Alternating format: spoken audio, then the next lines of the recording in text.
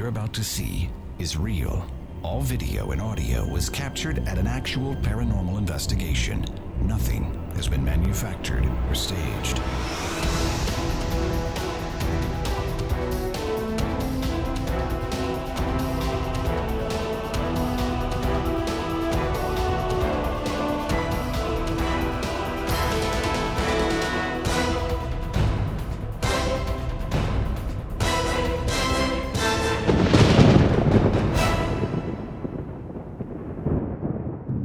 Previously on Local Haunts, Steve and Pamela investigated the Casa Marina Hotel's most haunted room, Room 208, where an angry spirit has been terrifying guests and employees for decades.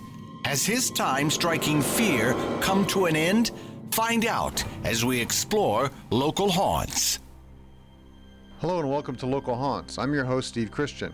Joining me is my co-host, spiritual medium Pamela Theresa, and former GM of the Casa Marina and historian Olga Geekus. And on camera, Joe Talentino from I Know Jax. We had established contact with the entity that haunts Room 208. That was the strongest reading I've Really? ever seen. I've never seen, I didn't even know what had those colors. You're welcome. You just said you're welcome. Yes. We discovered his name is Frederick. Who is Frederick? Pamela picked up his name and we validated her with an EVP of the ghost saying his name.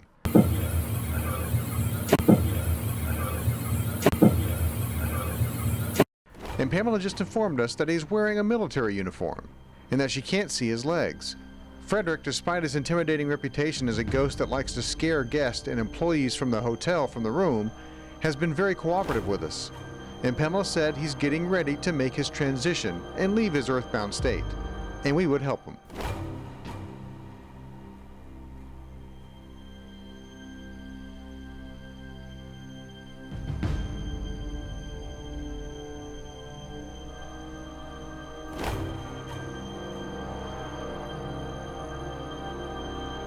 Now, is he in a full uniform? I don't see his legs. Is he sitting on the bed? Yeah, I mean, he doesn't have legs. Oh, He's just is that part of his? Oh, I don't he's know. just presenting That's just how himself it's that way. manifested. his torso. So, you know, and I don't sweat very much. Yeah, what's with this? It's warm in here. No, I can be outside in 100-degree weather and not have sweat. So that's associated with him. And what the hell's the smell in here? The day after Local Haunts aired talking about Room 208 and it being the most haunted room in the hotel, the Casa Marina was bombarded with phone calls by people wanting to stay in the room. The room was booked every night for over 2 weeks straight. Lord only knows what the spirit in 208 had to endure during that time by guests that wanted to see what he would or could do. He probably felt like he was being haunted. Okay, here's where Do you think he's it's gonna sage? come. It smells like Somebody cat. freaking saged or did some sort of hair, Mm. you know, because of the show. That's what he's Sauce. telling me. They put some stuff. Oh. Yeah. Okay. So that's what he's Okay. talking about. Somebody came in and tried to like. Yeah. Sage. So it just kind of made him a little bit sick. That's what you were telling me, that Yeah. sage makes them sick. Yeah. Oh, So okay. Because I never smelled this. yeah, that's where he is, right there. Want to feel him? Oh, he's warm. Mm-hmm. Yeah. This, as you probably know, is a K2 meter. You're sitting so close, so you're kind of proving that they don't just go off around spiritual energy, that you would need to do something to make it go off. If you feel like it, could you please make this light trigger up? Okay, he just said a very specific word. I'm hoping we'll be able to pick up on EVP, but he said, how in the Tar Heel am I supposed to do that? Tar Heel, whatever. Hill. Tar Heel, that's On the all. Tar That, Heels. that dates him to probably the 30s or 40s. Okay. All right. The 1930s and 40s. Coming up on Local Haunts, spiritual medium Pamela Theresa spends some alone time with the spirit of Room 208. Did you hear that?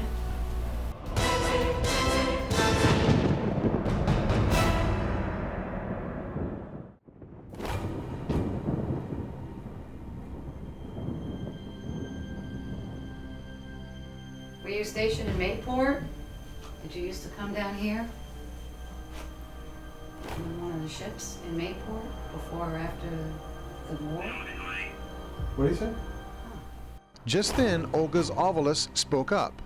The Obelisk is a device that allows spirits to speak using a built-in dictionary. They can manipulate energy to use the Obelisk to say what they want. However, Frederick was saying a lot, and the Obelisk had remained mostly quiet. But some words had come through that had relevance and apparently were messages from Frederick, the spirit that haunts room 208. We on one of the ships in Mayport before or after the war? What do you say? What do you say? What do you say? What do you say? Did you serve in the war against the Japanese and the Germans?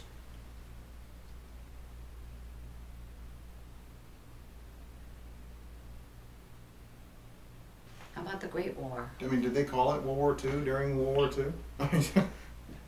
They did. The first one, if he served in World... Did you serve in World War One? Or actually, the Great War? Okay, what's the one with where you're showing me a beach? Is that because we're Oh, on that'd the be beach? World War Yes. II. You're showing me the one with the beach. Normandy. That would be And- Normandy. Okay. Yeah. Okay, World War II. That's World War II. Because the first one was trench warfare. Right. So that... Were you at Normandy? All I know is he's showing me, and then when on the beach, the vision I'm getting here is there's what did he say? What did that thing say?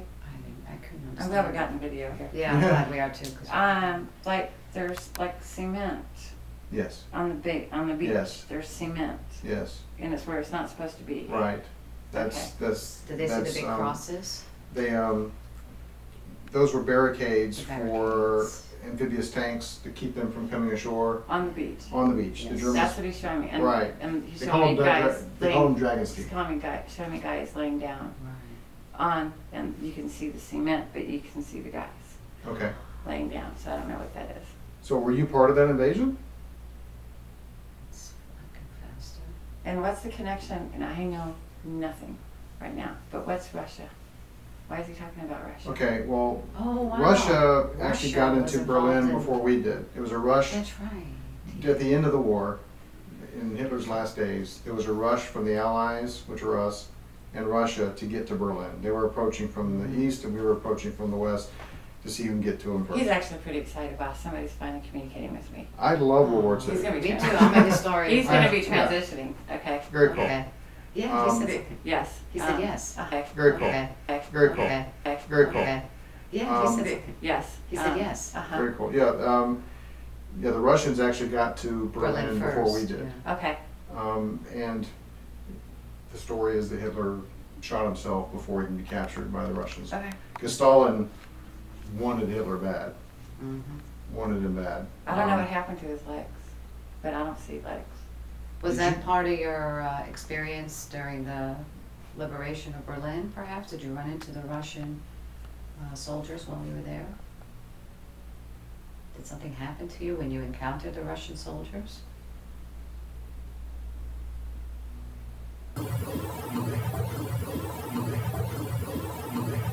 I'm wondering if he's even Navy. I don't know what he is. Okay. I'm just That showing would you make what he's sense showing. because he wouldn't have been in Berlin if he's Navy. I No, wouldn't think. he's No, that's what I'm showing. saying, yeah. I don't know what he is. He's All showing right. me. He's showing me like that's not a nightcap. Okay. All right. Tell It's me. like for sailor. He was showing me beach. He's All right. giving the vision of the beach. He's showing me, and then he's talking to me about Russia. all Well, right, the can you- Russians were more prominent in the First World War, Well, they were actually an ally of Germany but on at the the ocean. beginning of World yeah. War II, and then Hitler invaded Russia. But the vision he gave me as far as was the beach. Okay. Well, that's with the So Normandy. that's Cement. Normandy. And then laying on Yeah, the beach. he's flashing. This is it. It's Normandy. And he's saying the number 2. World War II. World War II. That's it. He's like 2. Okay. Okay. So I wasn't sure if they called it World War II until after the war. I wasn't sure. I wasn't around then, so. But I just thought they called it the war, the Great Now, at War. one point, this place was, after World War II, I believe these were apartments where GIs Yeah. stayed. Were Okay. you Yes, one of the yes, veterans? yes. Okay. Yes, so yes, you yes. so you did live here Yes. after the war. Yes, but he's not like Mrs. Brown. That's why he says I'm No, not Okay. like he was Mrs. one Brown. of the tenants after World War Right. II. Okay, so- Okay. Okay. Were you wounded in the war? Did you lose your legs in the war? And that's why you moved here. Okay. Does that sound right? And did you get the face injury? in the orb? The weird thing about on the right side cheek, it feels like being cut with a knife on my cheek. Oh. That's what it was. It's like, you know how Scarface or what like that? When I first walked in, it was like, Okay. I was cut with a knife. Now, Well, that could have been a bar fight. I mean, Yeah, that could have until been. right, 20 so it years didn't ago, feel this like, was a and then rough also area. too with him, there's like on my arms right here, like a burning sensation. That could have been a war injury. That could have been a war. But I mean, I'm getting he hit seems by he's with a responding, lot of yeah. empathic hits here on him, and even that thing went like it blinked. I don't know if that's supposed to blink or whatnot, but He likes the Obelisk. I'm so happy you like the but Obelisk. it's funny because it's like kind of weird for him, but he can walk around without legs, but he can. Coming up on Local Haunts, spiritual medium Pamela Theresa spends some alone time with the spirit of room 208. Did you hear that?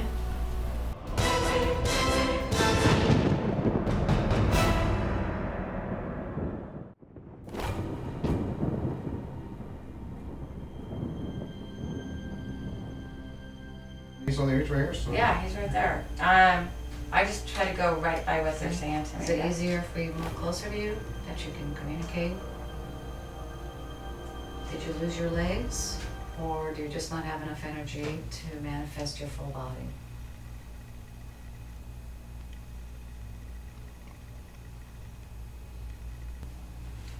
Did you get into a fight in the area when you were a tenant here? He actually had I think his cause of death, as strange as this is, was a sexually transmitted disease. Not unusual. It's Okay, very he's prevalent talking among about the a sex- GI. Yeah, okay. it's not a problem. Okay.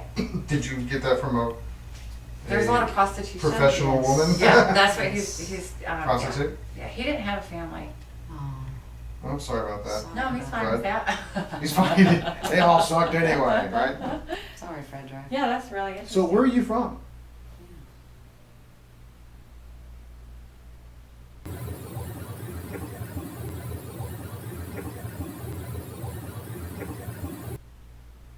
You a Midwesterner?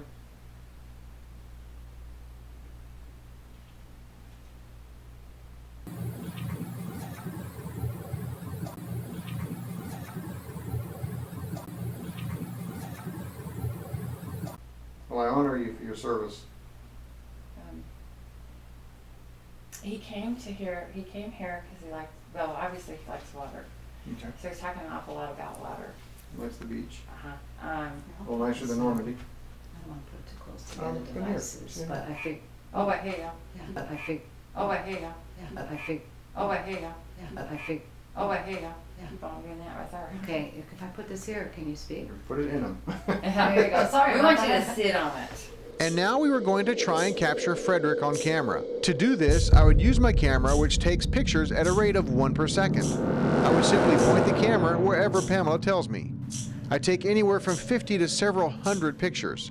During this time, I'm very careful to mind my surroundings and look for things that can cause the flash to reflect back at the camera and cause lens flare. I hold the camera as still as possible and keep shooting at the exact same angle. That way, if anything changes in the picture, it is not lens flare. We are capturing the movement of spirit. These pictures are not taken randomly. They are taken with direction and cooperation of spirit, with a purpose. The purpose of capturing the movement of spirit on camera, which we do every time using these techniques. Of course, it helps to have a freak of nature like Pamela to tell me where the ghosts are. Here, Olga catches something pretty amazing on camera. A stream of light moves across the camera, and an orb hovers around behind Pamela.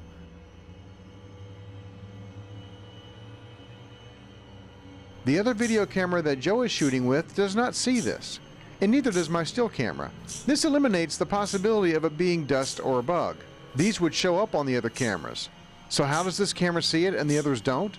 Because they see the spectrum of light differently, and spirit is sometimes more visible in various parts of the spectrum. Finding that spectrum is the hard part, because it changes depending on the spirit. Get in there and say cheese.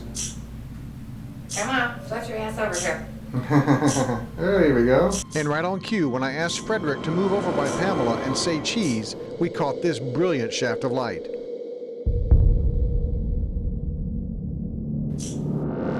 Followed by this impressive orb. This is cooperation from spirit. Come on. Go. Oh, yeah. Thank you, Fred.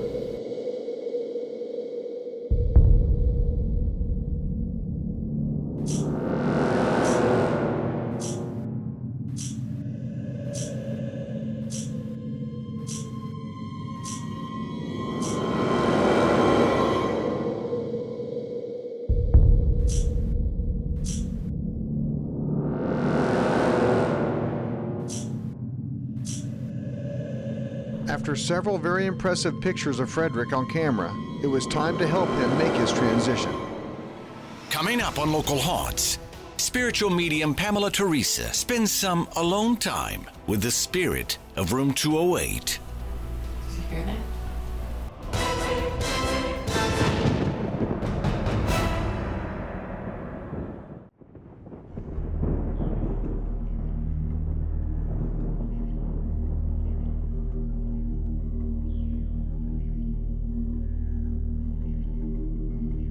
This is groundbreaking because she's always been really anti-toy.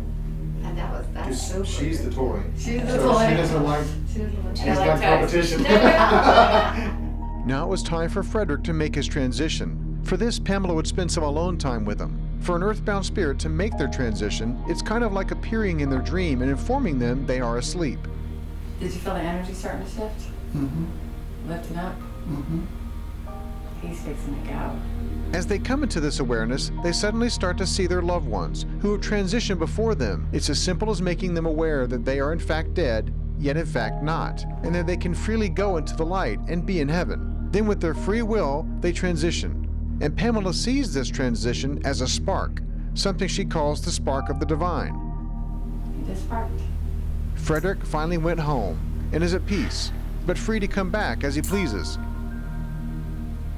He did. but with a higher awareness and free of his earthbound shackles. Okay, we're here with Olga, the historian and former GM of the Casa Marina. Now, you're telling us a story about a Halloween party you guys had here. Yes, a lot of people didn't know we were open for dinner, so it coincided with Halloween. So I decided that it would be a good idea to generate some local interest by having a Halloween ghost story contest. And the employees at the hotel, we had one of the girls that worked here at the time. She was kind of a historian, and she knew the individual ghosts that were here, including the headless waiter, who was in an earlier episode of Local Haunts. And everyone got into it, everyone dressed up. We had the diners telling their stories right over there. And we were also doing ghost tours. So at one point in the evening, actually the boyfriend of the employee historian was portraying the ghost who you'll see in this episode, or have seen in this episode. He was in 206, not in room 208 at the time. So whenever we were taking the diners, they would go in, in the room, and he would scare them. At the time, we had some feedback from some of the guests who had seen, who we now know as Frederick, that he had a stocking cap on his head, like an old-fashioned, the old nightgown from like turn of the century. So we had him dress up as this ghost, and after the second or third tour, all of a sudden, and it was on the upstairs, he comes flying down the stairs. He was as white as any ghost anyone has ever seen. And he runs up to the bar near the reception area, and he says, "I need a picture." And I said, "What? What's wrong with you?" He says, "I just met the guy I was playing."